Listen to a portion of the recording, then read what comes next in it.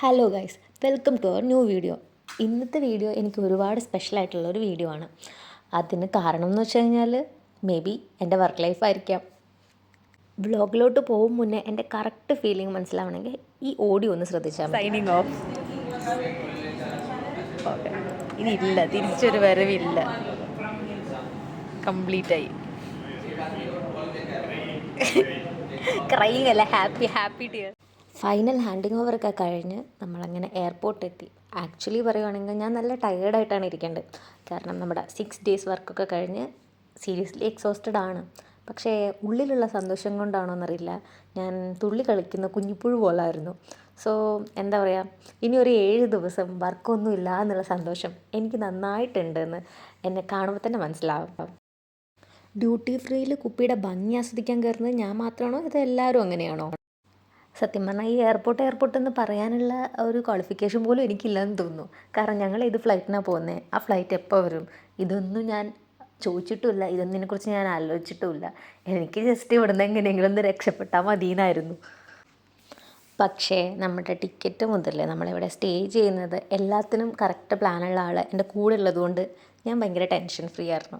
അപ്പം സത്യം പറഞ്ഞാൽ ഇൻഡിഗോയുടെ ഫ്ലൈറ്റിൽ ഞാൻ ഇത്രയും ഹാപ്പി ആയിട്ട് ഇതിന് മുന്നേ കയറിയിട്ടുണ്ടോ എന്നുള്ളതിൽ എനിക്ക് ഭയങ്കര സംശയമായിരുന്നു.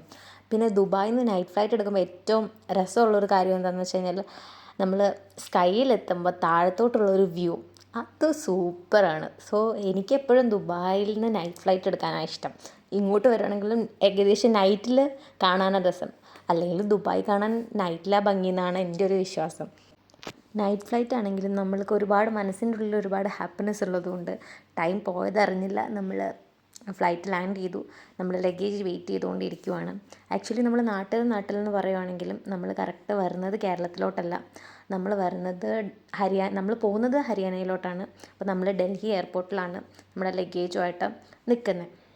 അപ്പോൾ പെട്ടിയും പിക്ക് ചെയ്ത് എൻ്റെ ഒരു ഫ്രണ്ട് ഉണ്ടായിരുന്നു, അവളെയും കൂട്ടി നമ്മൾ നേരെ ഹരിയാനയിലോട്ട് പോയി. ഇതായിരുന്നു നമ്മൾ സ്റ്റേ ചെയ്തിരുന്ന ഹോട്ടൽ. ഈ കാണുന്നതാണ് എൻ്റെ ഫ്രണ്ട് നീതു. ഞങ്ങൾ കണ്ടിട്ട് ഓൾമോസ്റ്റ് 2 ഇയറിലും കൂടുതലായി. സോ നമുക്ക് പറയാൻ കുറേ കഥകളൊക്കെ ഉണ്ടായിരുന്നു, അത് പറഞ്ഞുകൊണ്ടിരിക്കുക നമ്മൾ. ഇനി നമ്മുടെ മെയിൻ ജേർണിയുടെ പർപ്പസ് പറയാം. നമ്മൾ വന്നിട്ടുള്ളത് എൻ്റെ M.Tech കോൺവക്കേഷന് വേണ്ടിയിട്ടാണ്. അപ്പം M.Tech 2022 കഴിഞ്ഞെങ്കിലും ഹരിയാനയിൽ കർഷക സമരം കാരണം കോൺവക്കേഷൻ വയ്ക്കും, പിന്നെയും സമരം വയ്ക്കും, മാറ്റും സമരം വയ്ക്കും, ആ ഒരു ലൈനായിരുന്നു. അങ്ങനെ ഫൈനലി നമ്മുടെ കോൺവക്കേഷൻ നാളെയാണ്. സോ നമ്മൾ അതിന് വേണ്ടിയിട്ടാണ് നമ്മുടെ ഈ ജേർണി, ആ കോൺവക്കേഷന് വേണ്ടിയാണ്. ഇതാണ് നമ്മുടെ ക്യാമ്പസ് ഭയങ്കര ബ്യൂട്ടിഫുൾ ക്യാമ്പസാണ്. നിറച്ച് ഫ്ലവേഴ്സാണ്, മീൻസ് കാണാൻ ഭയങ്കര നല്ല ലാൻഡ്സ്കേപ്പൊക്കെ ആയിട്ട് ഭയങ്കര സൂപ്പർ ഒരു ക്യാമ്പസാണ്. നമുക്ക് എല്ലാ നല്ല ഫെസിലിറ്റീസും ഉണ്ട്. നമ്മുടെ campus mainly food technology related ആയിട്ടുള്ള കോഴ്സുകളാണ് ഓഫർ ചെയ്യുന്നത്. കോളേജിൻ്റെ പേര് national institute of food technology entrepreneurship and management എന്നാണ്. അപ്പം ഞാനാണെങ്കിൽ എനിക്ക് എന്താണെന്നറിയില്ല, പൂക്കൾ ഭയങ്കര ഇഷ്ടമാണ്. സോ നമ്മളിവിടെ ഓരോ പൂവും നോക്കി ചുമ്മാ ഫ്രണ്ട്സിനെയൊക്കെ മീറ്റ് ചെയ്ത് നല്ല അടിച്ച് പൊളിച്ച ഒരു ദിവസമായിരുന്നു അത്. നമ്മൾ തിരിച്ച് ഹോട്ടലിലോട്ട് എത്തിയപ്പോഴേക്കും ഹോട്ടൽ ഭയങ്കര ഫുൾ ലൈറ്റൊക്കെ ഇട്ട് ഭയങ്കര രസമായിട്ടാണ് കാണുന്നത്. ഒന്നാമത് ഈ ലൈറ്റ് എന്താണെന്നറിയില്ല, സീരിയൽ ബൾബിനോട് എനിക്കൊരു പ്രത്യേക ഇഷ്ടമുണ്ട്. അപ്പം അന്ന് എടുത്തു വെച്ചൊരു ക്ലിപ്പാണിത്. സോ അങ്ങനെ അന്നത്തെ ദിവസം കഴിഞ്ഞു. ഈ ഡേ കഴിയും മുമ്പേ let me tell you A secret. ഞാൻ ഈ ട്രിപ്പിൽ ഭയങ്കര ഹാപ്പിയാണെന്ന് പറഞ്ഞില്ലേ, പക്ഷേ ശരിക്കും ഞാൻ ഈ ട്രിപ്പിൽ ഹാപ്പി ആവാനുള്ള കാരണം 7 days എനിക്ക് കണ്ണൻ്റെ കൂടെ ഫുൾ ടൈം കിട്ടുമല്ലോ എന്നുള്ളതാണ്. സോ രാവിലെ നമ്മൾ റെഡി ആയിട്ട് കോളേജ് ഓഡിറ്റോറിയത്തിലോട്ട് പോയി. നമ്മുടെ കോളേജിൽ കൂടുതൽ നോർത്ത് ഇന്ത്യൻ സ്റ്റുഡൻസാണ്, നമ്മൾ കുറച്ച് പേരെ മലയാളീസ് ഉള്ളൂ. ഇതപ്പോൾ നമ്മളെടുത്ത കുറച്ച് ഫോട്ടോസൊക്കെയാണ്.